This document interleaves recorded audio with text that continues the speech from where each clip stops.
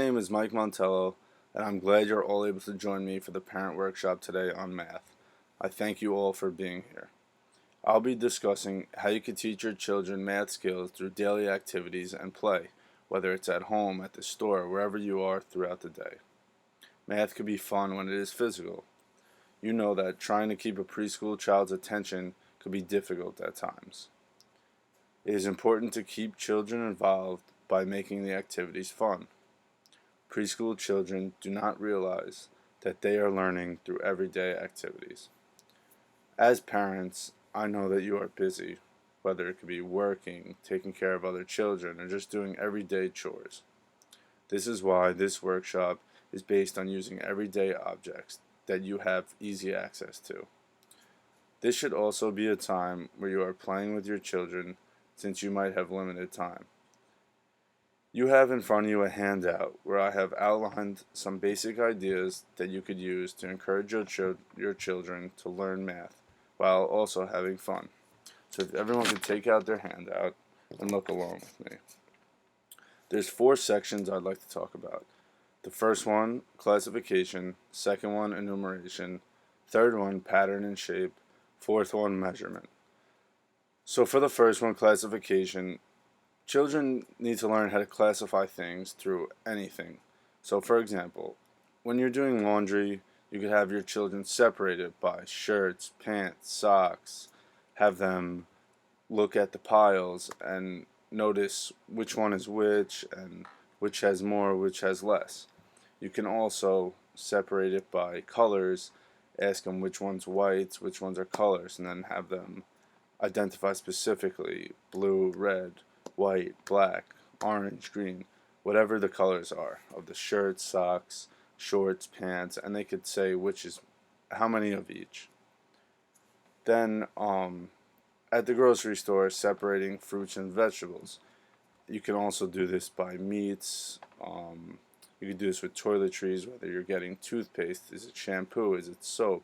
Have them identify what being bought is being used for. The second section, enumeration. When you're at the grocery store with your children, you could weigh the fruits and vegetables. Have them see which one costs more, which one costs less. You could have them identify which one says the price per pound and have them weigh it, and then after you multiply it and you have the 2 numbers in front of them, you can ask them which one will cost more now, which one will cost less.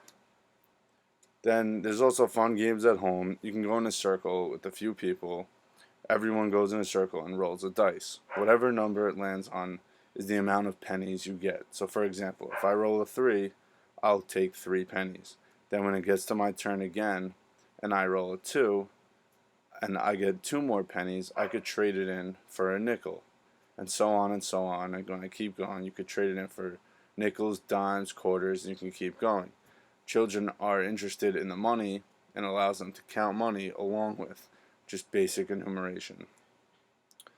You can also, when you're cooking, you could cut an apple into pieces. So you could say how many pieces I cut into. Is it half? Is it in a fourth? And this also goes along with fractions. You could use this with sandwiches too. Is a sandwich cut in fourths or halves or however many pieces you cut it in? Have them identify this. The third section is pattern and shape. So patterns can be used in a lot of things, but children do not realize it.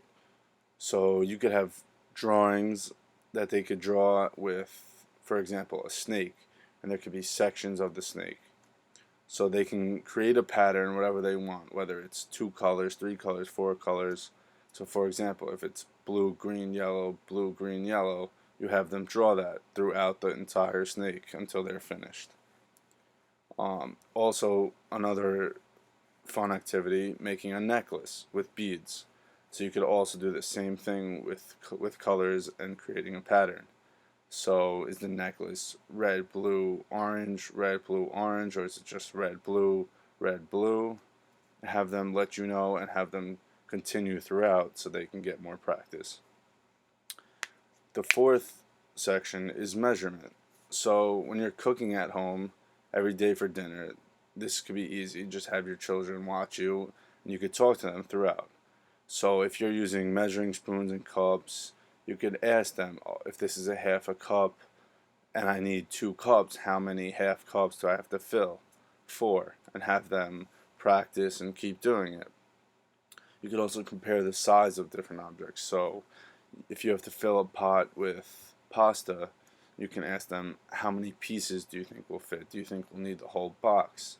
You can also ask them, if 4 people are eating dinner, how many servings? How many plates do we need? How many forks, knives, and spoons? If there's only 2 people, how many do we need? Yeah. So that's it for that. So I hope this has been helpful for everyone. I'll be here in the back of the classroom if anyone wants to discuss anything with me or has any questions.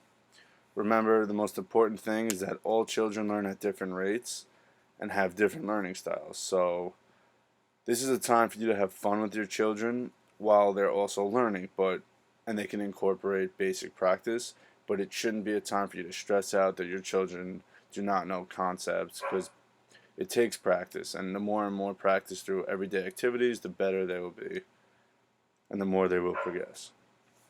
There's also some resources at the bottom of the handout that you could look at for more ideas online. If you have any questions, like I said, I'm in the back, and I'd like to thank everyone again for attending, and I hope this workshop was helpful. Thank you again.